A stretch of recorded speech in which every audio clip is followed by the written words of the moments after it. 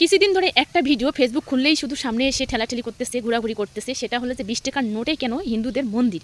হ্যাঁ, এটা আমারও প্রশ্ন। কার মাথা থেকে এই ডিজাইনটা বের হয়েছে যে 20 টাকার নোটের মধ্যে মসজিদ ছড়াইয়ে মন্দির বসাতে হবে? তো আমার একটা প্রশ্ন, যে এই বুদ্ধিটা কোনো মহৎ হিন্দু বা কেউ হিন্দু সম্প্রদায় থেকে কেউ কোনো লোক দিয়েছে কিনা, একটু যদি কেউ জানেন অবশ্যই জানাবেন। আর আমার যতদূর সম্ভব যে কোনো হিন্দু লোক এই পরামর্শ দেয় নেই যে আপনাদের মসজিদ ছড়িয়ে মন্দির বসান। কারণ আমার মনে হয় না যে কোনো হিন্দু এখনও আছে এই বাংলাদেশের মধ্যে, যে ক্ষমতার মধ্যে, যে তার কথায় কেউ একটু কান দিবে বা তার কথা মতো এই দেশের মানে কিঞ্চিত পরিমাণে কোনো কাজ হবে। তো আমার মনে হয় না যে কোনো হিন্দু এই পরামর্শ দিয়েছে। অবশ্যই এটা কোনো মুসলমান ভাইয়ের মাথা থেকে বেরিয়েছে। হয়তো বা তিনি ভাবছেন যে বাংলাদেশে যেমন অনেক সম্প্রদায়ের মানুষ আছে, অনেক হিন্দু ধর্ম, বৌদ্ধ, খ্রিস্টান সবাই আছে, হয়তো বা এই বৈষম্যটা দূর করার জন্য এই বুদ্ধিটা করিয়েছেন, একটা মানে মন্দির বসিয়ে, যাতে হিন্দু মুসলমান ভাই ভাই মানে মিলেমিশে যাতে থাকা যায়, কোনো রকম জন্য নতুন টাকা বের হতে কোনো দ্বন্দ্ব না লাগে। আর আমার মনে হয় জাস্ট একটা টাকায় শুধু মন্দিরটা বসিয়েছে, আর কিন্তু অনেক অনেক টাকা আছে, হয়তো বা পরবর্তীতে সেই টাকাগুলো তো মসজিদ বা যেটা বসানোর দরকার হয়তো বা বসাবেন। এই বৈষম্য দূর করাতে হয়তো বা কোনো মহৎ লোকের এই কাজটা মানে মাথায় এসেছে।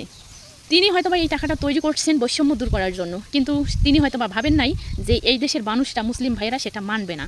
তো সেটা মানারও কথা নয়, আর মানার কথা নয়, কারণ এটা মুসলিম কান্ট্রিক দেশ। আমিও চাই না যে এই 20 টাকার নোটের মধ্যে কোনো মন্দির বসানো থাক, কারণ যেই দেশের মধ্যে কোনো হিন্দুদের নিরাপত্তা নেই, হিন্দুদের কোনো স্বাধীনতা নেই, হিন্দুদের কোনো চাকরি দেওয়া হচ্ছে না, মানে নানা রকম থেকে হিন্দুদেরকে একটু চাপে রাখতেছে বা কোনো রকম অধিকার দিচ্ছে না। এদিক থেকে বলতেছি যে এই 20 টাকার নোটের মধ্যে মন্দির থাকাটাও ঠিক নয়।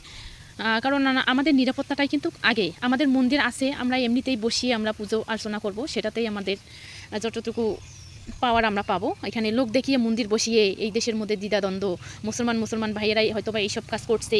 আর মুসলমান ভাইদের মাথায় থেকেই হয়তোবা কারো মাথা থেকেই এই বুদ্ধিটা বেরিয়েছে যে একটা টাকার মধ্যে মন্দির বসাবো।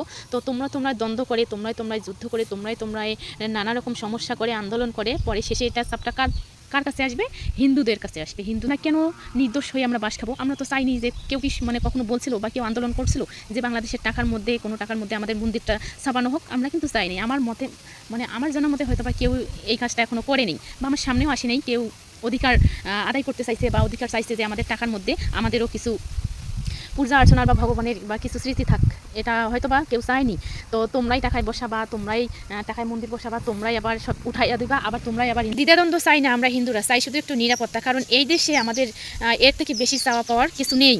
তবে যিনি এই কাজটা করেছেন, টাকার মধ্যে এই তো মন্দির ছাপিয়েছেন, তার কিন্তু সামন পিছন ভাবার দরকার ছিল, কারণ এটা নিয়ে অনেক কিছু ঘটতে পারে বা আশা করা যায় ঘটানোর, তাই না? আর হয়তো বা যেহেতু ইউনূস সরকার এই দেশের দায়িত্বে আছেন বর্তমান, তিনি হয়তো বা তার হয়তো বা সহমত ছিল, না হলে কিন্তু এটা সম্ভব নয়, কারণ তিনি না চাইলে এটা কখনোই হইতো না। তো তাদেরও কিন্তু একটু সামন পিছন ভাবার দরকার ছিল, যে বাকি জনগণরা তাকে কি বলবে, তার তো কিছু ক্ষতি হবে না, তাকে তো কিছু করতে পারবে না। তো তার চাপটা কোথায় পড়বে? হিন্দুদের উপর। ভিডিওটা করলাম একটু মানে নানা রকমের ভিডিও সামনে আসতেছে, তো 20 টাকার নোটে মন্দির কোনো সবাই আন্দোলন করতেছে। তো আমার একটু সামান্য কিছু মতামত দিলাম। আপনাদের ভালো লাগলে অবশ্যই কমেন্ট করবেন কার কি মতামত। যদি ভিডিওটা পুরো দেখেন সবাই একটু মন্তব্য করবেন, টাকার মধ্যে এই মন্দির থাকা প্রয়োজন কি না। এটা কিন্তু আসলে বৈষম্য দূর করার জন্য যে করেছেন, মানে যার মাথা থেকে বেরিয়েছে, সে কিন্তু এই বৈষম্য দূর করার জন্যই এই কাজটা করেছে। এখন হিন্দু মুসলমান সবাই কমেন্ট করবেন যে আসলে এটা উঠানোর দরকার না রাখার দরকার।